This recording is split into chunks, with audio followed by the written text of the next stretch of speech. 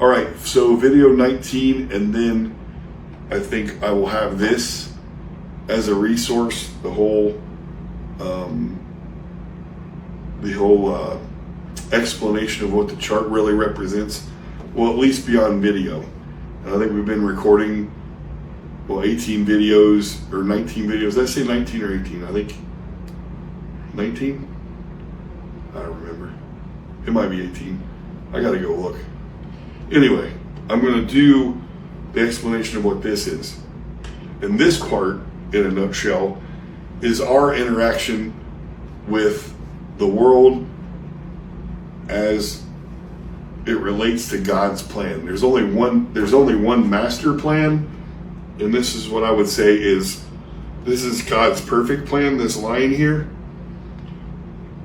That's, if we could somehow lock in to time and space and development, character development, personality development, because that's really what it is. Let me step back one step and say, when we're recycling and we're at the recycling level, we now have a full personality development situation going on with that particular reconciliation. Now, if you've reconciled all the different parts of your heart, all the different facets of your heart, then you're a complete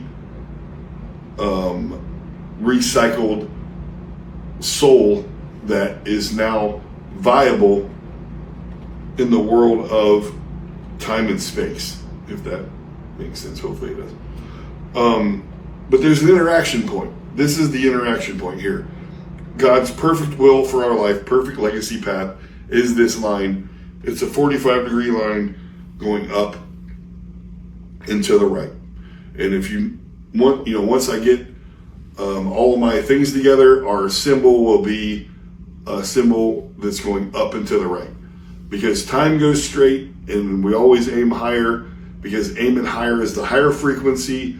The place where God dwells is always going to be the best place, always going to be the highest place, always going to be the strongest place. That's always up. So you go up and to the right because time goes forward, and that's to the right. So no matter what quadrant you're in of your life, personality, I guess, whatever quadrant you're in, this quadrant all looks the same. It's just knowing where you start of what kind of person you're in, as far as what vulnerabilities you might have, or parts of your personality that are maybe underdeveloped and need developed. That those quadrants that I've talked about in earlier videos still look the same. It's just where you're at on that quadrant. All the quadrants have this same outline. So once we have the perfect line of God's perfect plan, the nuts and bolts of what that's made of is truth and love. And they're inseparable. And it doesn't look here, or it doesn't happen in real life the way it looks here, where you're absolutely a straight line up. What happens in our 60-second minutes, or our 60-minute hours, or 24-hour days, there's an element of like a coordination of like a slinky, or a circular motion of like maybe one of those old-fashioned telephone cords where they kind of wrap this way. You do go up, but you don't go completely straight up. You go up to the right, and you're spinning like this around time and space. Time's making you spin like this.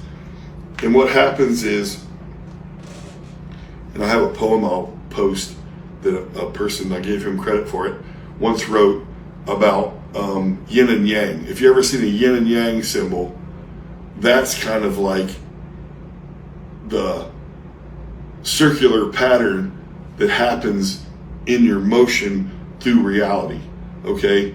And there's a wave in between yin and yang, there's a wave. And truth travels on that wave point. That's where the truth is at, right on that wave point.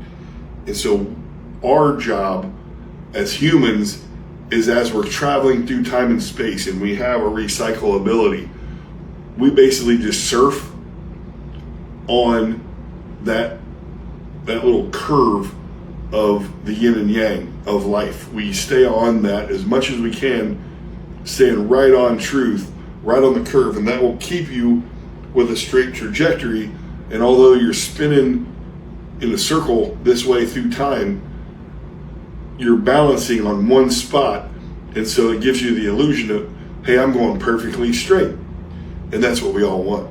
Now, what we don't want, or what we probably want to keep to a minimum, is the travels in this space here that you see. And these are all undefined. This line just means it's undefined.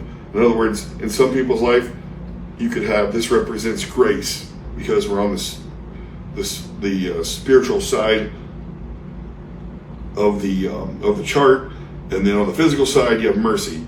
Grace is for spiritual things, mercy is for physical things, and we can get into those definitions maybe at a different time. But they're different, and they have different purposes. And so when we get off of the path of perfection or truth and love, we all are given an amount of grace and an amount of mercy to figure it out. So in other words, just because we're not perfect doesn't mean we're fouled out of the game. It just means that it's going to take a little longer time to figure it out. And I guess that's really what they serve. It's like we should be maybe in some ways taken out because we're imperfect, but we're made imperfect, so there's grace, there's mercy. It's all a part of the system. But that's what this is. It's like if you miss this, it's okay, as long as you stay within this grace and mercy boundary. Now, two things I want to point out here is that there's a grace mercy boundary up here, and there's a grace mercy boundary down here. So it's not just going left or right of center, it's also going too fast or too slow.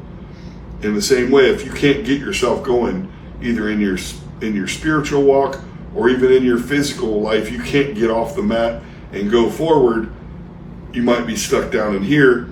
And there's a time and place where life will make you move. You can't just stay there, because it's all a plan of God. It's all within a certain realm, and you can't just stop and then hold everybody hostage because you're stopped.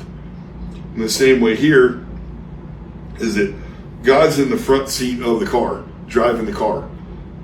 No matter how smart you are, no matter how awesome you think you are, even if you can figure everything out, no one's going to be in that front seat except for him. And so the people who get too fast are going to get pushed backwards.